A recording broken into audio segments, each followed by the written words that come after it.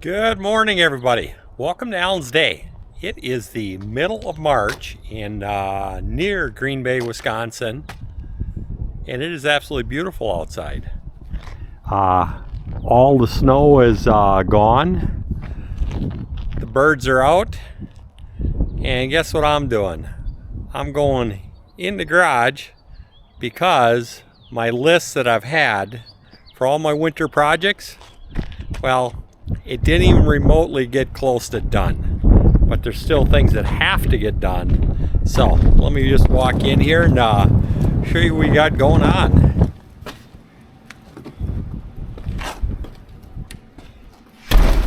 So Gene's trailer is on the list today. I'll show you what I'm doing on that. Still got Diva's dive bar project going on over here. Alyssa's been coming out doing some work on the wheels. I got in here and started to do some of the woodwork on here, get some of the shelves put in here. Got a floor put in here, another shelf. We got some electrical panels they're starting to put in here. It's on the list. We'll get it done. But the main focus today is, we got some cat action here. That's yellow number 2, I think. Is, like I said, Gene's trailer. And the mission today is working underneath here. And we are replacing the jack, which has the crank style on it out here, to a hydraulic jack. Cranking that jack up is no fun. I don't like it, and Gene really doesn't like it when she's got to crank that trailer up. So here's what we got. We opted for, there's so many different jacks out there, and we ended up with the BigFoot jack. And let's do an unboxing here. They've got it all set up nice here where they got the packing slip right on the top here. It's a 12,000 pound jack, which that one is a 12,000 pound jack, so we're doing good. This one's hydraulic, so I've got to take a few measurements to make sure that I still have all my head clearance and my height on the bottom. We got some parts in here. Once I get this damn package open, let's see what we got. We got, looks like we got a controller.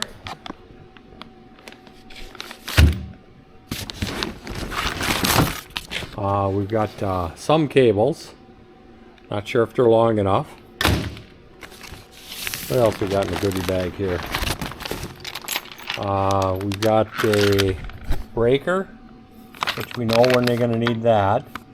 And it looks like we've got some mounting hardware here. I'll get that pulled out of there. Nothing else in there.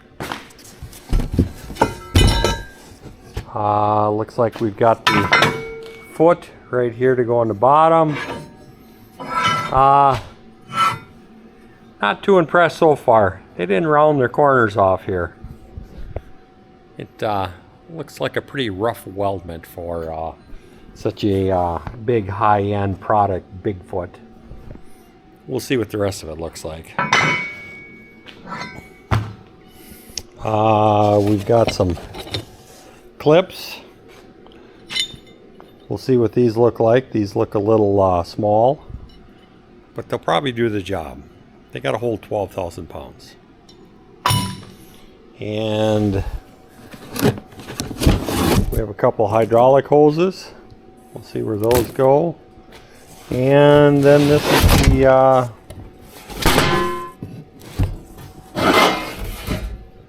is the pump.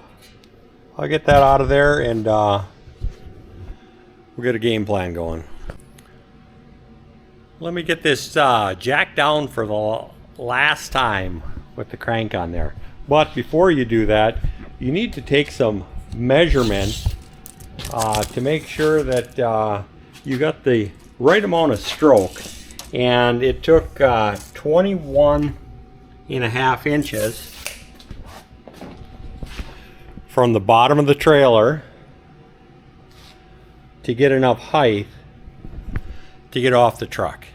So we just have to make sure that when that is fully extended, we've got our 21 inches there, plus probably another 6 inches. We'll see what the looks like. So make sure you do a little bit of math, take a few numbers before you just start taking stuff apart. It'll save you a little aggravation in the end, maybe. Let me get this jack down. Well, we got her jack down for the last time. We got it sitting on some heavy-duty jack stands. Go back on one of the previous videos when I was working on the tires. I had a little information on jack stands, or at least my opinion. So, now that we got it down on some heavy-duty jack stands, let's get the load lifted off of here. And we'll start to disassemble this. So it looks like it's nothing more than just 2 bolts there, 1 bolt there, and we're good. I'm probably going to leave this end piece in here. Not sure why. We'll figure it out. My lucky day. I think it's a direct replacement. I took some measurements off the trailer, and we've got our 12-inch centers. Let me get the other one unbolted and get this one put on there. I'll get the pad put on here, but before I do that, those square corners are bothering me. We got to go in here and find a buffer and get these things cleaned up.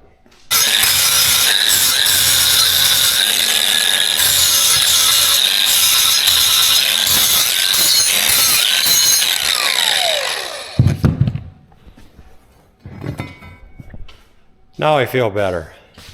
I didn't have my safety glasses on. Don't anybody holler at me. I know better than that. Let me grab them right now. Safety glasses.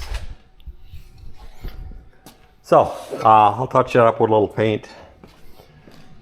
I will start taking that off.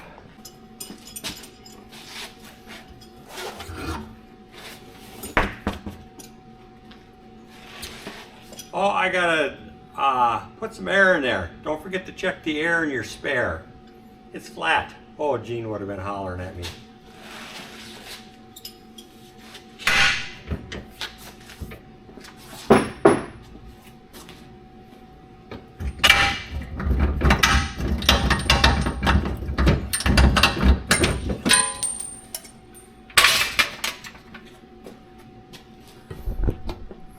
A couple minutes later, we got it off. That didn't take long at all. Looks like they had a little issue at the factory with their holes lining up. They had a torch that cut all the holes off, but it stayed. Well, let me get the other one, the brackets bolted on there, and we'll have a jack. Well, like I said, the assembly looks pretty straightforward. I've just got a little snap ring on the end for the shaft. The shaft, where the leg comes out, comes out of there. Don't forget to put a little bit of grease on the inside there so that your pin doesn't rust in there. Anti-seize.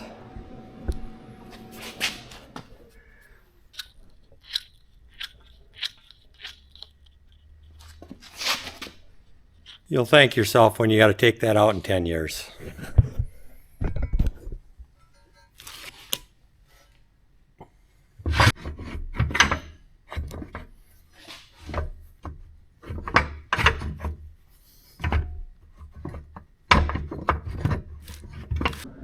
I've got the through pin in there, the foot pin. Do yourself a favor and put just take it over to the grinder and put a chamfer on that pin. It'll save you a little bit of aggravation, trust me. It was aggravating. Those are just all some of the upgrades that you can do. Just because you get something new doesn't mean that there's a little room for improvement on there, so don't be bashful.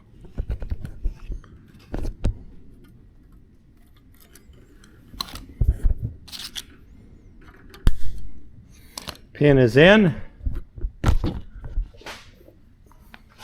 I've got all my hardware sorted out. That's one thing you got to do is organize and put all your parts in a pile before you get started. So these are all the hardware to mount the top on there. This is some of the hardware to mount your clips on here.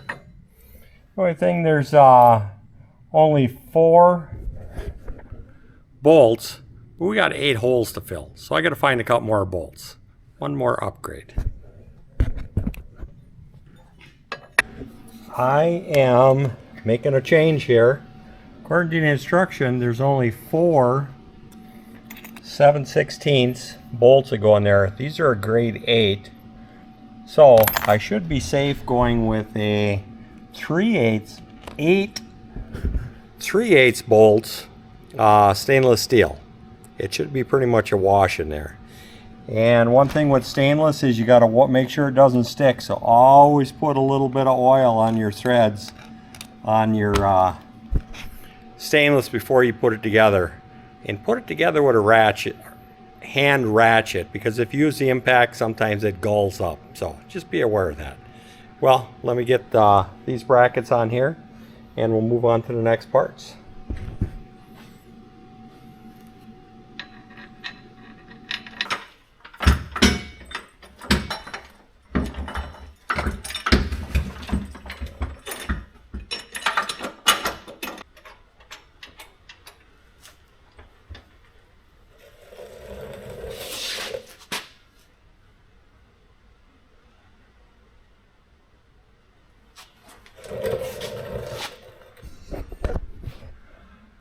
Well, I got it set in there, the bolt's just loose. Now I know why they didn't want, they're only putting 4 bolts. This bolt is sort of a problem here. You really gotta finagle it to get around. But we can get her done. I think this is a 2-person job. It would make life a little easier. Well, let me get things all lined up and bolted up. And we'll move on to getting that control box put on there. We're getting her. The next step, brackets. They go onto the side, and these brackets are going to hold the hydraulic pump on there. This, I highly recommend it. Maybe they got it in the instructions, but do not put that on there unless you put red Loctite. That's a very critical part, and you don't want it falling off of there. This is the big bottle. You can get small little bottles at your local auto parts store. So let me get the brackets on there and we'll get the pump installed. I've got the pump installed.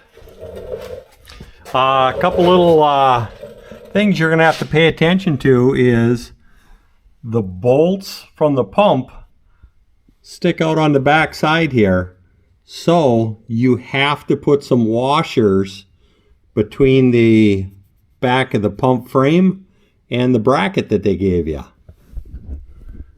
They don't have washers in the kit, so you're going to have to put some washers on there to space that out, otherwise it's not going to fit. The next thing you got to do is make sure that you have some flat washers on this side here. Stack them up, because otherwise you don't have enough surface area there for clamping with that bolt on there. And already the way it is, it's just a matter of time before this little 12 gauge piece cracks off and this pump is laying on the side of the road. So a little design flaw that they had on there. There's absolutely no way that going down the interstate for quite a few years that this bracket is going to stay together. It's designed to fail. Sorry, Bigfoot. It's just the way it is. So one thing to help with that, right now, if you look at this right here, this you can see this pump is wiggling back and forth on here. There's only so many cycles before that metal's fatigued where it's going to break. So my solution, I've got a little piece of 1/4 inch thick neoprene. We are going to slide that right up back into here and hold that out. So let me get a little bit of caulk on there. We just put a little bit of caulk on there to help hold that piece of neoprene in there. And that is going to slide up right behind here.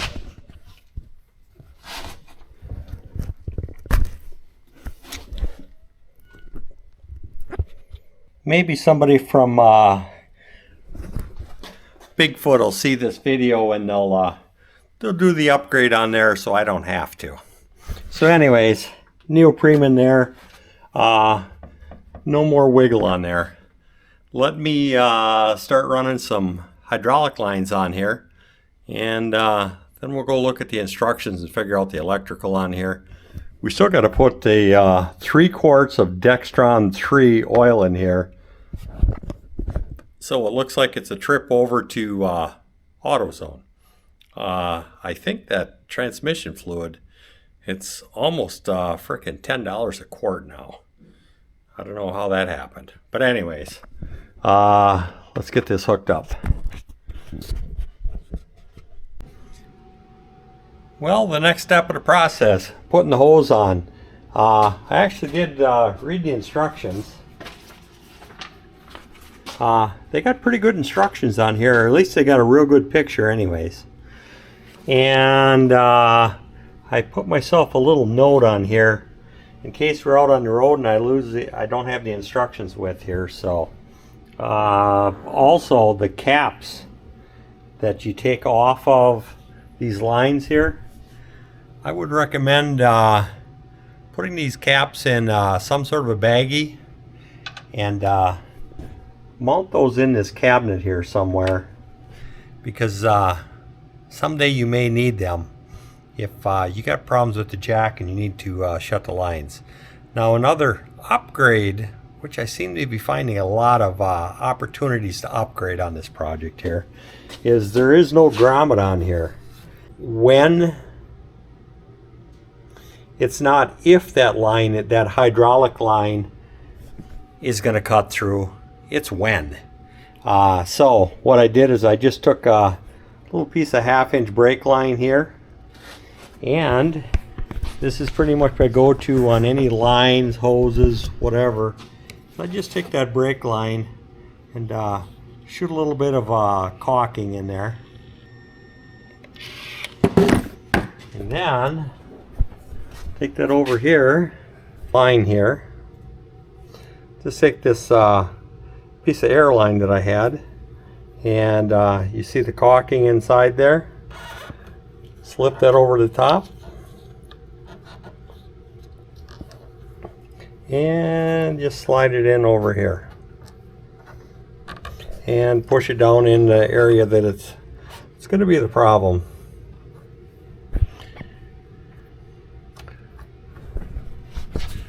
And I always use clear caulk, that way you're not going to see it.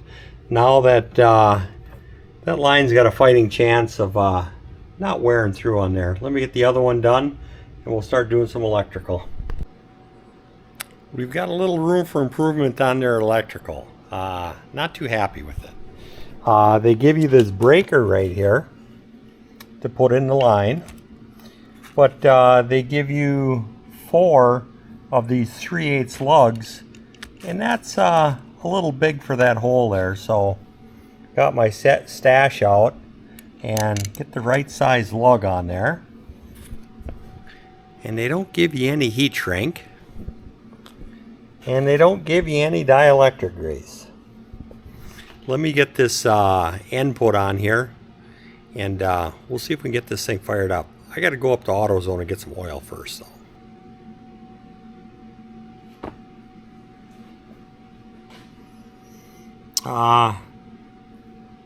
We're going to use a little bit different lug. The lugs that they have, not too impressed. I like these enclosed ones better here.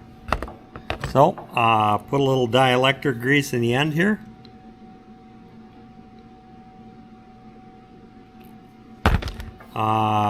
Put your wire in there.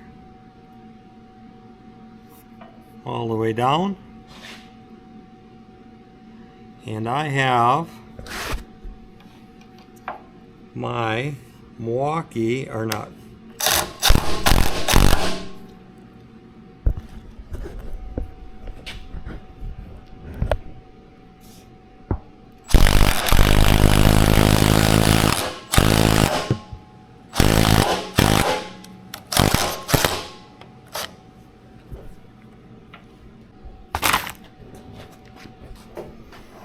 There we go. We got that crimped in there. This is a snap-on crimper here. Just hook your 3/8 impact wrench on there and give it a little hit and you're good to go. Saves a lot of hammering. Now, heat shrink. Slip the heat shrink over.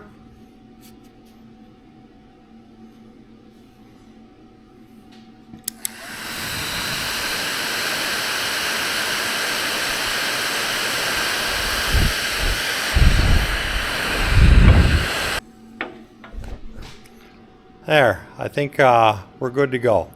Let me get this bolted onto there, and we'll see if we got it all wired up. Just make sure that you use every connection. Use heat shrink and dielectric grease, and make sure you zip tie everything. And you saw us putting those protective rub shield on the power line. Now the last piece of the puzzle before you seal this up is some gel lube. It's a gear lube, and what that's going to do, it's going to help protect all your connections in there. Yeah, it's a little messy. But you know what? I think I'd rather have a little messy than have a whole lot of corrosion, especially if you take this out in the winter and you get one good salt burst on this. This entire thing, this entire control panel is going to be corroded. So, and then also put it on all your, any place where there's a ground. And I will be running, it doesn't have it in the manual, or I didn't find it. There's no ground to this. So I am going to run a individual ground cable going from the battery all the way around the backside and actually ground right to the solenoids there. Then hopefully I've increased our odds with all the upgrades I did that we're going to have a long life in this thing. So. Last piece of the puzzle, I got to get some oil in here.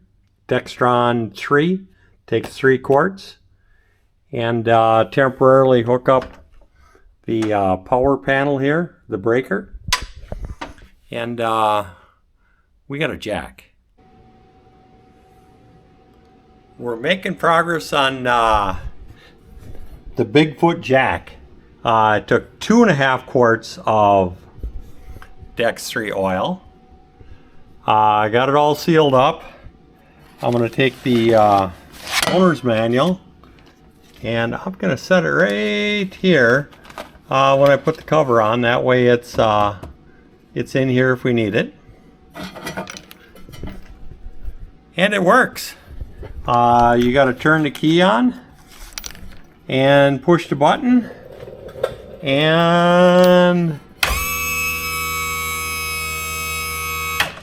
it goes up. Gene is gonna love it. And it goes pretty quick. Oh, Now I'm just playing. Now, done playing, I need to get this this cover on here. According to the instructions, there's a screw here and a screw here. It comes with 4 screws. There's no god dang screw holes in here. Now I'm irritated. The rest of the stuff was just, some of that stuff was BigFoot just forgot. Well, now they just totally dropped the ball on this. There's no practical, I think they want to put a screw in here, but, well, you better make sure you don't run the screw into the frickin' tank, or your hydraulic lines up here. The screw holes on the sides don't go to anything, so I don't know. Let me think on this, and we'll get this thing in there. We got her. I threw the zinc screws that they had out because those are going to do nothing but rust.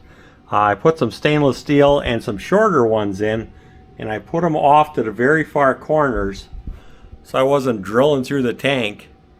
I guess that's how the cover goes on. Like I said, a little disappointed in BigFoot not being able to figure out how to put a frickin' cover on the damn thing. They make the customer try to figure that out. Anyways, overall, it's a pretty nice jack. Went together pretty good. Now, when ordering these, that's where I messed up. They have several different versions of them. They have one with a manual override where you put a key up in the top and you can turn it, and that's if you don't have any power. And this one here does not have the manual override, so I hope Gene never loses power. And they got other ones with remotes and things, so be very careful to look at. It's just not a BigFoot 12,000 pound jack. So thanks for sticking around. We'll get this project sort of checked off the list. I still got to button everything up. We'll move on to the next parts, and that's going to be battery tray, LP tank, toolbox that got to go on there. That'll be tomorrow's project. I'll be underneath here. We'll get you another video. So once again, thanks for sticking around. Bye. Thank you for watching Alan's Day. Life is about making choices. Some things are already perfect. Some things you may choose to upgrade. This channel will show you both. Please like, subscribe,